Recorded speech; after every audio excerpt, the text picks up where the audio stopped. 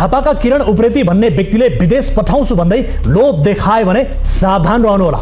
यी व्यक्तिले चितवन मेघौलीका एकै गाउँका 6 जना युवालाई UAE पठाउने भन्दै रकम लिए। फागुन 28 गते अर्थात् बुधबार उडान छ भन्दै नक्कली टिकट थमाए।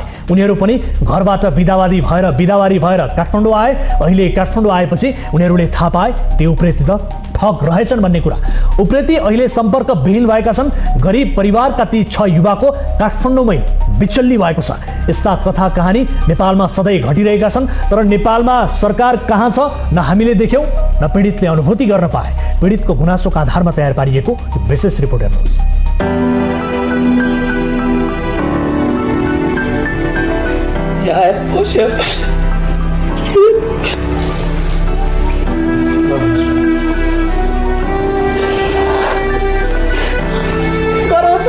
छोरालाई सानै उमेरमा विदेशबाट ल्याएको मैले त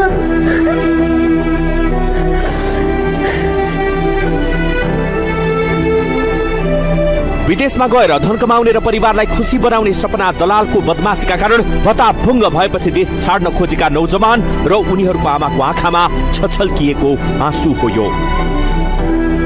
रोजगारीका लागि संयुक्त अरब इमिरेट्स UAE पुर्याउने सपना देखाएर झापाका किरण उप्रेती एकाएक सम्पर्क विहीन भएपछि चितवनको मेघौली गोलाघाटका 6 युवा अहिले काठमाडौँमा अलपत्र परेका छन्।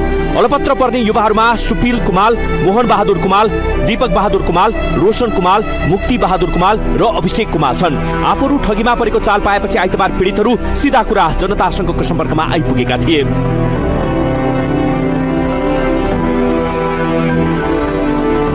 दलाल उप्रेतीले 12 तारिक साँझ 5 बजे दुबईको फ्लाइट छ भन्दै यी 6 युवालाई काठमाडौँ बोलाएका थिए।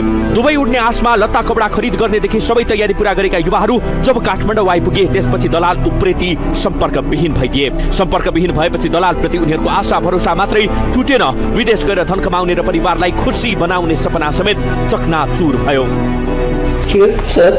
सामान्य परे भए त मैले काट्दिन्छु भन्ने लाग्छ। मान्छे कहिलेदेखि सम्पर्क छ? हिजोदेखि हो सम्पर्क छैन हाम्रो। फोन गरे फोन लाग्दैन। अहिले साथी मार्फत कन्ट्याक्ट भयो। पैसा फिर्ता गर्छु भन्छ। पैसा फिर्ता गर्छ या गर्दैन त्यो त थाहा भएन। किनभने हामी जस्तो युवाहरू धेरै छ। हामी जस्तो युवालाई यसरी ठगेपछि अनि त्यस्तो दलालले भोलि गएर त्यहाँ धेरै ठगिने हुन्छ। विदेश अब जाने फ्लाइट भनेर भोलिको 5 बजेर 5 मिनटमा चाहिँ फ्लाइट थियो। अब अहिले यसरी गरेपछि त अनि अब कसरी जाने घर? अब आफ्नो आमा बाउको खुसीको लागि के गर्छु, आमा बाउलाई खुसी राख्छु भनेर चाहिँ सोचेर अब हामी जान लागेको। जाने बुझेको कुरा अरूलाई सोध्यौँ, हो होइन भन्ने कुरा उहाँलाई पनि थाहा भएन। अब गइराखेको मान्छेलाई पनि हो नै भन्ने भयो। अब आफू पनि साथीको साथमा जाँदा केही गरौँ गइन्छ कि भन्ने आशाले आयो। लास्टमा आएर अहिले यसरी ठगिनु पर्यो छ। आफ्ना सन्तानलाई विदाई गर्न भन्दै पीडित युवाहरूका आमाहरू पनि काठमाडौँ आइपुगेका थिए। विदेश जाने लोभमा कमजोर आर्थिक अवस्था भएका उनीहरू सबैले 100 कडा 4 रुपैयाँसम्म ब्याज तिरेर ऋण लिएका छन्। तर विदेश नपठाई दलाल फरार भएपछि ऋण कसरी तिर्ने भन्ने चिन्ता समेत थपिएको छ। म त कति दुःख गरेर हुर्काएको छोरा बुढाले कति टर्चर दिन्छ। त्यो बुढाले साह्रै दुःख दिन्छ कराउँछ भनेर छोरालाई सानै उमेरमा विदेशबाट ल्याएको मैले त कति विश्वास दिलायो। म फेरि साह्रै विश्वास गर्छु। आफ्नो झुट बोल्ने बानी छैन। अब मैले भन्न त भनेको थिएँ सुरुमा पनि म झुट बोल्दिनँ, मलाई झुट मन पर्दैन भनेर के गर्नु छ। लास्टमा आएर यस्तो गराइदियो। अब श्रीमानले भने त कति कराउने थाहा छैन। हामी यहाँसम्म दुःख त्यत्रो ऋण साउ गरेर हामीले छोरालाई पठाउने भनेर यहाँसम्म आएको थियो। उसले जसरी भए पनि उसले रिटर्न गरिदियोस्, राम्रो मुखले राम्रो मनले होइन त्यसलाई कारबाही होस्।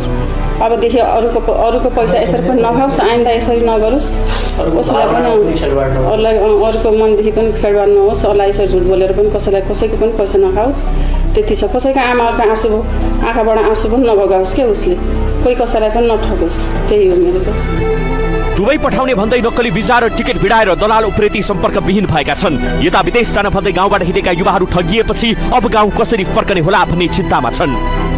मेन पावरबाट पनि भनेको टिटिसी भयो, ओभरसिज फाल्यो भनेको के भन्नुभएको थियो तर म चाहिँ अहिले मनमा हुँदा नि म बुझ्थेँ होइन अब सबैजनासँगै जानु भएपछि के भयो कसो भयो अब उसले पैसा पाएपछि फोनै नगर्ने होइन अनि फेरि पैसा माग्ने बेलामा चाहिँ 10 चोटि फोन गर्ने त्यस्तो थियो। तपाईँलाई के काममा लगाउँछ?